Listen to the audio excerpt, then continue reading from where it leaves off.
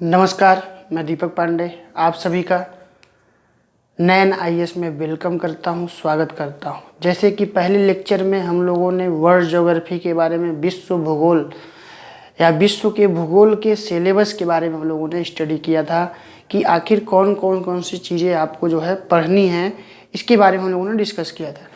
आज हम लोग जो है भारत के भूगोल के सिलेबस के बारे में देखेंगे, इसके पाठ्यक्रम के बारे में देखेंगे। अगर भारत के भूगोल के आप पाठ्यक्रम में आएंगे तो इस पाठ्यक्रम को हम लोग क्या करेंगे, सबसे पहले समझेंगे कि इस पाठ्यक्रम के अंतर्गत भारत के भूगोल के अंतर्गत क्या क्या चीज़ें पढ़नी है। तो अगर भारत के भूगोल के अंतर्गत आप आएंगे तो भारत के भूगोल के अंतर्गत सबसे पहले आपको, अगर आप आएंगे तो सबसे पहले हम लोग बात करेंगे भारत के भूगोल के अंतर्गत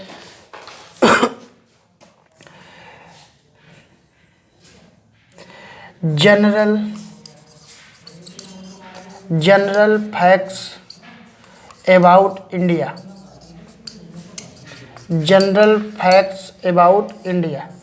तो जनरल फैक्ट्स अबाउट इंडिया का मतलब यह है कि भारत के भूगोल से संबंधित सामान्य तथ्य। अगर सामान्य तथ्यों में आएंगे तो सामान्य तथ्यों में हम लोग देखेंगे, इसमें पहला टॉपिक अक्षांशीय विस्तार। हम लोग देखेंगे कि भारत का अक्षांशीय विस्तार कहाँ से कहाँ तक है। अक्षांशीय विस्तार के बाद हम लोग देखेंगे देशांतरीय विस्तार। देशांतरीय विस्तार या जिसे हम लोग जो है लॉन्गिट्यूडनल एक्सपेंशन के नाम से जानते हैं। अक्षांशीय विस्तार को हम लोग लैटिट्यूड एक्सपेंशन के नाम से जानते हैं। उसके बाद हम लोग देखेंगे कि भारत का, इंडिया का अगर आप आएंगे तो हम लोग नार्दर्न पॉइंट देखेंगे कि नार्दर्न पॉइंट या उत्तरी बिंदु को किस नाम से जानते हैं। फिर उसके बाद हम लोग जो है साउदर्न पॉइंट देखेंगे। साउदर्न पॉइंट के बाद हम लोग जो देखेंगे ईस्टर्न एंड वेस्टर्न पॉइंट। तो ईस्टर्न एंड वेस्टर्न पॉइंट ये लोग हम लोग क्या करेंगे, देखेंगे, जनरल फैक्ट्स के अंतर्गत देखेंगे। फिर उसके बाद हम लोग देखेंगे, इसी के अंतर्गत अगर आप आएंगे तो इसी सिलेबस में हम लोग देखेंगे कि स्टेट एंड यूटी के बारे में या राज्य एवं केंद्र शासित प्रदेशों के बारे में देखेंगे कि कौन कौन से राज्य भारत के नक्शे में, इंडिया के मैप में उनका लोकेशन क्या है, उनकी राजधानियाँ क्या हैं, उनके प्रशासन से संबंधित प्रक्रियाएं क्या हैं। इन सभी मुद्दों के बारे में हम लोग क्या करेंगे, बात करेंगे। तो यह जनरल फैक्ट्स के बारे में बात करेंगे इंडिया के। अगर आएंगे तो हम लोग इसको हिंदी में बोल सकते हैं भारत का सामान्य परिचय। भारत का सामान्य परिचय या इसको जो है क्या बोल सकते हैं, भारत से संबंधित सामान्य तथ्य, सामान्य परिचय या सामान्य तथ्य के बारे में हम लोग क्या करेंगे, बात करेंगे। तो इतने टॉपिक्स हम लोग क्या करेंगे, पहले टॉपिक्स में हम लोग क्या करेंगे, बात करेंगे। फिर उसके बाद अगर आप सेकेंड टॉपिक पे आएंगे तो सेकेंड टॉपिक के अंतर्गत हम लोग इंडिया में देखेंगे। अगर आप आएंगे तो इसके अंतर्गत हम लोग देखेंगे भारत का भौतिक भूगोल। भारत का भौतिक भूगोल। अगर भारत का भौतिक भूगोल पे आएंगे या फिजिकल ज्योग्राफी ऑफ इंडिया पे आएंगे तो फिजिकल ज्योग्राफी ऑफ इंडिया के अंतर्गत बहुत इम्पॉर्टेंट टॉपिक है। यहाँ से आपसे बहुत सारे प्रश्न किए जाते हैं। इसी के अंतर्गत हम लोग देखेंगे, अगर इंडियन ज्योग्राफी में आप आएंगे तो इंडियन ज्योग्राफी के अंतर्गत जो है यह बहुत इम्पॉर्टेंट टॉपिक है। आइए देखते हैं, भारत के भौतिक भूगोल में आएंगे तो पहला टॉपिक हम लोग करेंगे इसके अंतर्गत उत्तर का पर्वतीय क्षेत्र। उत्तर का पर्वतीय क्षेत्र। तो हम लोग क्या करेंगे, सबसे पहले उत्तर के पर्वतीय क्षेत्र के बारे में बात करेंगे या नार्दर्न माउंटेन के बारे में बात करेंगे। अगर आप आएंगे तो इसी के अंतर्गत हम लोग बात करेंगे हिमालय पर्वत। हिमालय, और हिमालय में अगर आप आएंगे तो हिमालय का अगर नॉर्थ टू साउथ, उत्तर से दक्षिण विस्तार पे आएंगे तो सबसे पहले आपको मिलेगा trans Himalaya. Trans Himalaya, trans Himalaya से अगर आप आगे बढ़ेंगे साउथ की ओर तो आपको मिलेगा महान हिमालय, या जिसे हम लोग ग्रेटर हिमालय के नाम से जानते हैं। महान हिमालय से आप आगे बढ़ेंगे तो आपको मध्य हिमालय, या जिसे लघु हिमालय या मिडिल हिमालय के नाम से जानते हैं। फिर उसके बाद अगर आप आगे बढ़ेंगे तो आपको मिलेगा शिवालिक हिमालय, या जिसे हम लोग जो है हिमालय का सबसे साउदर्न पॉइंट के नाम से जानते हैं। तो इस प्रकार उत्तर के पर्वतीय क्षेत्र के बारे में हम लोग क्या करेंगे, बात करेंगे। फिर हम लोग जो है भारत के मैदानी क्षेत्र के बारे में बात करेंगे, मैदानी क्षेत्र के बारे में या प्लेन एरिया के बारे में बात करेंगे। अगर मैदानी क्षेत्र में आएंगे तो मैदानी क्षेत्र के अंतर्गत हम लोग जो है गंगा, ब्रह्मपुत्र और सिंधु के मैदानी क्षेत्र के बारे में बात करेंगे, और वह क्षेत्र जो है कृषि के क्षेत्र के लिए बहुत इंपॉर्टेंट है। वैसे क्षेत्रों में जो है ग्रीन रिवॉल्यूशन या हरित क्रांति को सफल बनाया गया। तो ये सारे टॉपिक्स हम लोग जो है मैदानी क्षेत्र के अंतर्गत क्या करेंगे, बात करेंगे। मैदानी क्षेत्र के बाद से अगर आप आगे बढ़ेंगे तो हम लोग बात करेंगे आगे प्रायद्वीपीय क्षेत्र के बारे में। प्रायद्वीपीय क्षेत्र, या जिसे पेनिनसुलर एरिया के नाम से जानते हैं या पेनिनसुलर रीजन के नाम से जानते हैं। तो अगर प्रायद्वीपीय क्षेत्र में आएंगे तो प्रायद्वीपीय क्षेत्र के अंतर्गत हम लोग जो है बहुत सारे वहाँ पे पठार आपको दिखाई देंगे, जैसे छोटा नागपुर प्लेटू, जैसे बाघेलखंड पठार, बुंदेलखंड पठार, विंध्याचल पर्वत, सतपुड़ा रेंज। ये सभी रेंज जो है आपको पेनिनसुलर रीजन में या प्रायद्वीपीय क्षेत्र के अंतर्गत आपको दिखाई देगा। प्रायद्वीपीय क्षेत्र से अगर आप आगे बढ़ेंगे तो हम लोग जो है घाट के बारे में देखेंगे या तटीय क्षेत्र के बारे में देखेंगे। अगर घाट के अंतर्गत आएंगे तो इसमें हम लोग जो है पश्चिमी घाट जिसे वेस्टर्न घाट के नाम से जानते हैं, या इसको वेस्टर्न कोस्ट भी कह सकते हैं। और दूसरा हम लोग देखेंगे पूर्वी घाट या ईस्टर्न घाट, या इसको ईस्टर्न कोस्ट के नाम से भी हम लोग देखेंगे। तो भारत का जो भौतिक भूगोल है, भौतिक भूगोल के अंतर्गत हम लोग क्या करेंगे, देखेंगे पहले पर्वतीय क्षेत्र के बारे में, फिर मैदानी क्षेत्र के बारे में देखेंगे, फिर हम लोग जो है पेनिनसुलर रीजन में आएंगे, प्रायद्वीपीय क्षेत्र के अंतर्गत बात करेंगे। फिर हम लोग जो है अगर साउथ इंडिया में जाएंगे, तटीय क्षेत्र में या कोस्टल एरियाज में जाएंगे तो वहाँ घाट हैं, पश्चिमी घाट और पूर्वी घाट क्या है, इन सभी टॉपिक्स के बारे में हम लोग क्या करेंगे, बात करेंगे, जिसे हम लोग भारत का भौतिक भूगोल या physical aspect of Indian geography के नाम से क्या करते हैं, जानते हैं। ये सारे टॉपिक्स क्या है, बहुत इंपॉर्टेंट है। यहाँ से बहुत क्वेश्चन जो है नंबर ऑफ क्वेश्चन आपसे एग्जाम में क्या किए जाते हैं, पूछे जाते हैं। तो इसी टॉपिक्स में अगर आप आएंगे तो इसी टॉपिक्स के अंतर्गत हम लोग जो है जब ये सारे टॉपिक्स कर लेंगे तो इसी सारे टॉपिक्स के बाद हम लोग जो है इसी में पढ़ेंगे, हम लोग दर्रों के बारे में पढ़ेंगे। दर्रा जिसको पासेज के नाम से जानते हैं, दर्रों से हर वर्ष क्वेश्चन आपसे क्या किए जाते हैं, पूछे जाते हैं कि कौन सा दर्रा कौन से राज्य में है, और वह दर्रा जो है कौन से दो क्षेत्रों को क्या करता है, जोड़ता है। तो दर्रों या पासेज के बारे में देखेंगे। दर्रों के बाद हम लोग जो है झील के बारे में देखेंगे, लेक। तो झील भी क्या है, बहुत इंपॉर्टेंट है, आपसे क्वेश्चन पूछा जाता है कि कौन सा जो है मीठे पानी का झील है, कौन सा खारे पानी का झील है।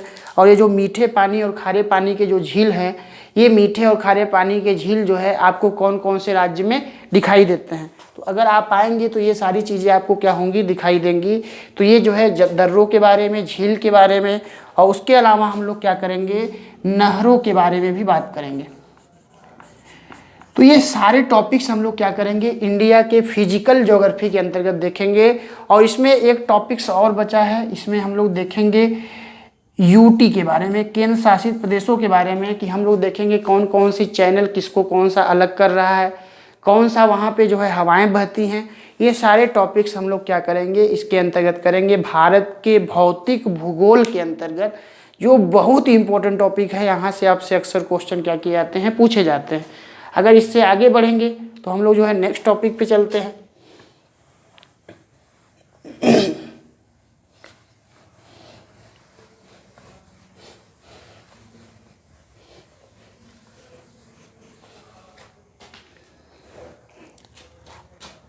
अगर नेक्स्ट टॉपिक पे आएंगे, तीसरे टॉपिक पे, तो तीसरा जो टॉपिक होगा हम लोग बात करेंगे भारत के मानसून के बारे में।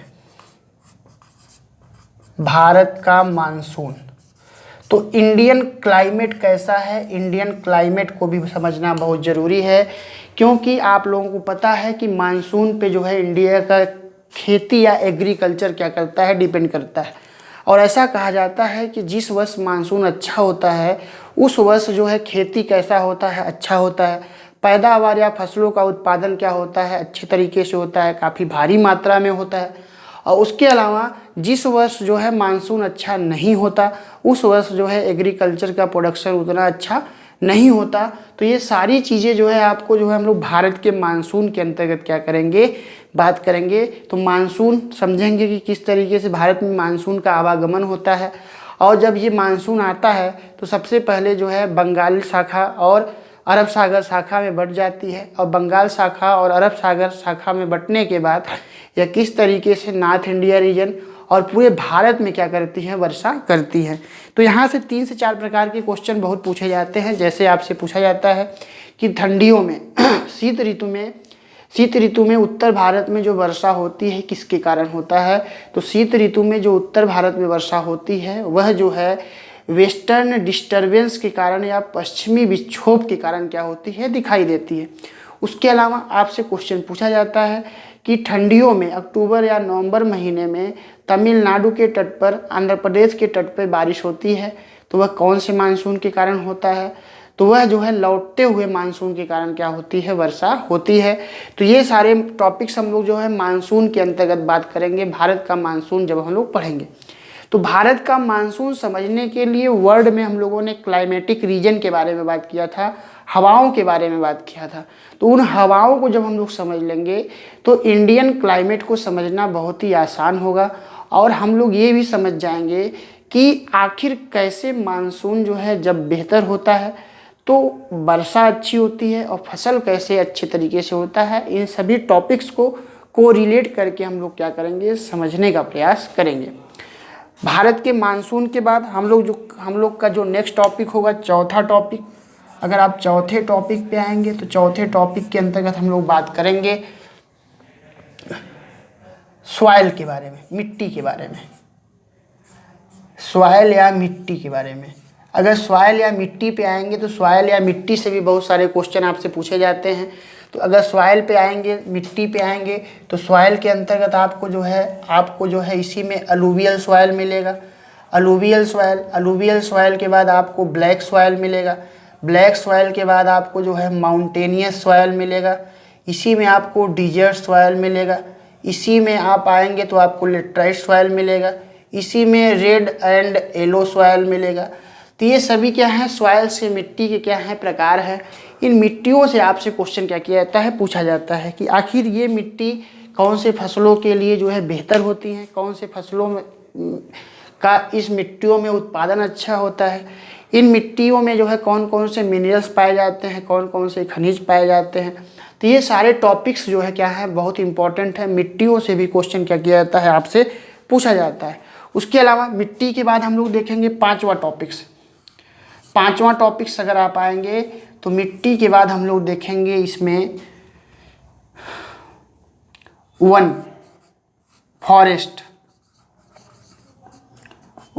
या फॉरेस्ट। तो अगर वन या फॉरेस्ट पे आएंगे तो यह भी टॉपिक बहुत इंपॉर्टेंट है। यहाँ से आपसे क्वेश्चन क्या किया जाता है, पूछा जाता है। तो वन या फॉरेस्ट को समझने के लिए मिट्टी को समझना बहुत ज़रूरी है। अगर आप मिट्टी समझ जाएंगे तो आपको फॉरेस्ट समझने में जो है परेशानी नहीं होगी। तो इस प्रकार फॉरेस्ट का टॉपिक जो है सॉइल से क्या हुआ है, डायरेक्टली लिंक्ड है। तो फॉरेस्ट को समझने के लिए सॉइल को समझना बहुत ज़रूरी है। अगर आप नेक्स्ट चलेंगे टॉपिक्स पे तो आइए जो है हम लोग नेक्स्ट टॉपिक पे चलते हैं, छठा टॉपिक। तो छठे टॉपिक के अंतर्गत हम लोग कौन कौन से मुद्दों के बारे में बात करेंगे।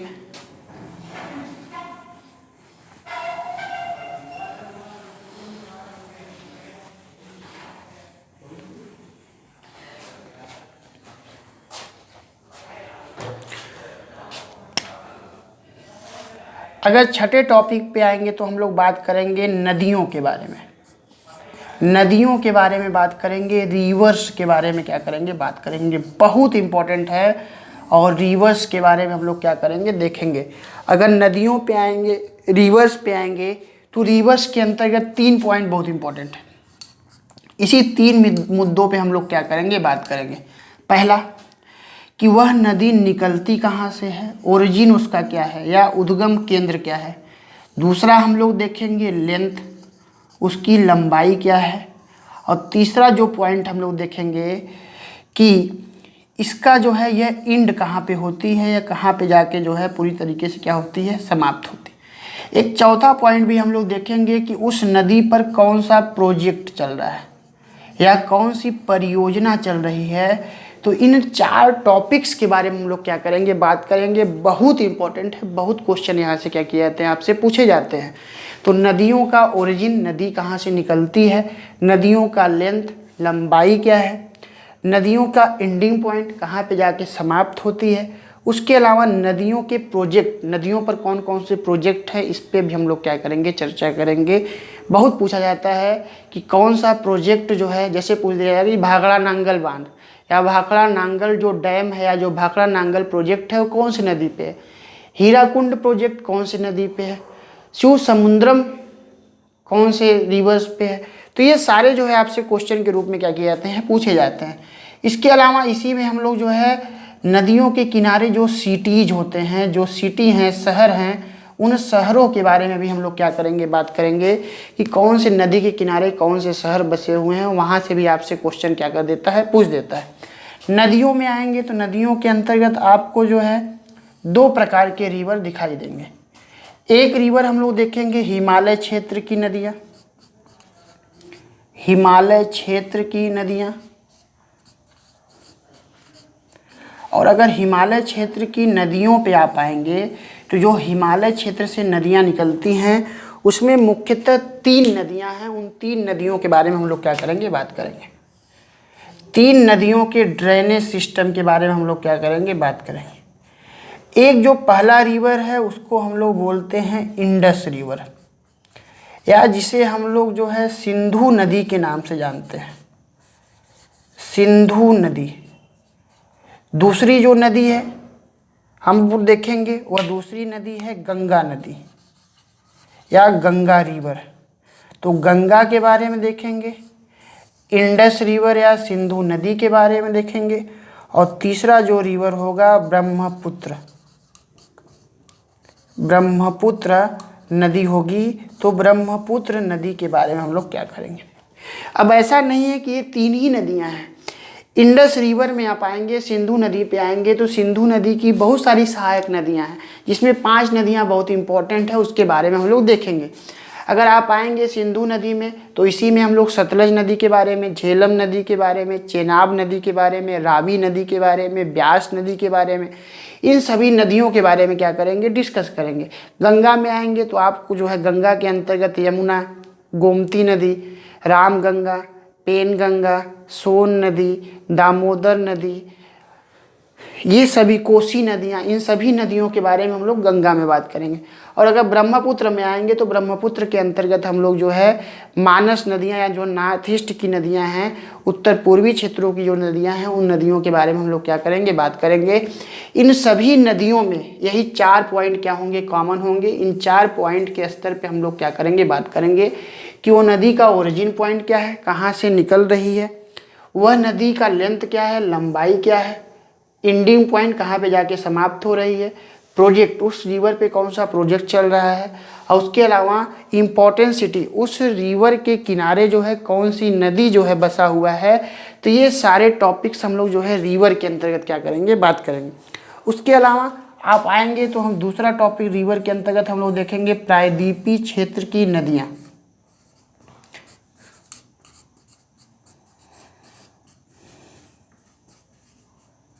अगर प्रायद्वीपीय क्षेत्र की नदियों पे आएंगे तो प्रायद्वीपीय क्षेत्र की नदियाँ के अंतर्गत हम लोग देखेंगे कृष्णा नदी, हम लोग महानदी के बारे में देखेंगे, कावेरी नदी के बारे में देखेंगे। तो ये सभी नदियाँ जो हैं हम लोग किसके अंतर्गत देखेंगे, तो हम लोग ये पेनिनसुलर रीजन के अंतर्गत देखेंगे। बहुत इंपॉर्टेंट रीजन है, यहाँ से आपसे क्वेश्चन क्या किए जाते हैं, पूछे जाते हैं। तो इस प्रकार हम लोगों ने देखा 4 नंबर भारत, 3 नंबर भारत का मानसून समझेंगे, मानसून के बाद मिट्टी को समझेंगे, टाइप ऑफ मिट्टी देखेंगे, उसके बाद वन फॉरेस्ट देखेंगे, फिर वन फॉरेस्ट के बाद हम लोग नदियों के बारे में देखेंगे, रिवर्स के बारे में। रिवर्स पे आएंगे तो 2 प्रकार के रिवर, एक हिमालय क्षेत्र की नदियाँ जो हिमालय क्षेत्र से निकलती हैं और फाइनली जाके जो है कहाँ पे समाहित होती हैं, तो बे ऑफ बंगाल में क्या हो जाती हैं, समाप्त हो जाती हैं। दूसरी जो नदियाँ हैं प्रायद्वीपीय क्षेत्र की नदियाँ हैं, तो प्रायद्वीपीय क्षेत्र की नदियों में कुछ नदियाँ बंगाल की खाड़ी में जाके गिरती हैं और कुछ नदियाँ जो है अरब सागर में गिरती हैं। तो अगर आप आएंगे तो वहाँ पे इस प्रकार की नदियाँ क्या होंगी, दिखाई देंगी। मुख्यतः दो ऐसी नदियाँ हैं जो आपको पश्चिमी घाट की ओर बहती हुई दिखाई देंगी, जो बहुत इंपॉर्टेंट है, पूछा जाता है। एक है तापी नदी जो रण ऑफ कच्छ में क्या हो जाती है, इंड हो जाती है, और दूसरा नदी है नर्मदा जो अरब सागर में क्या होती है, समाप्त होती है। तो इस प्रकार ये दो नदियां हैं जो आपको क्या होंगी, जो अरब सागर की ओर इंड होते समाप्त होते दिखाई देंगे। तो नदियों के अंतर्गत ये सारे टॉपिक्स हम लोग क्या करेंगे, बात करेंगे। उसके अलावा अगर आप आएंगे तो हम लोग देखेंगे इसी के अंतर्गत जो नेक्स्ट टॉपिक होगा, ये 6 था। तो अब 7 नंबर जो टॉपिक होगा, 7 नंबर टॉपिक के अंतर्गत हम लोग देखेंगे, छोटे छोटे टॉपिक्स हैं।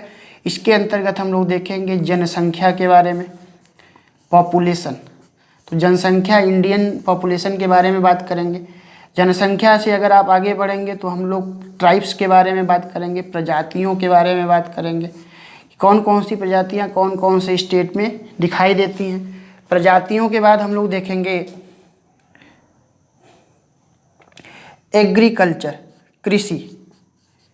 तो कृषि एग्रीकल्चर के अंतर्गत हम लोग कृषि के अंतर्गत बात करेंगे। अगर एग्रीकल्चर में आएंगे तो एग्रीकल्चर के अंतर्गत हम लोग देखेंगे कि रबी फसल, खरीफ फसल, जायद फसल, ये फसलें कब बोई जाती हैं, कब काटी जाती हैं, इस स्तर पे बात करेंगे।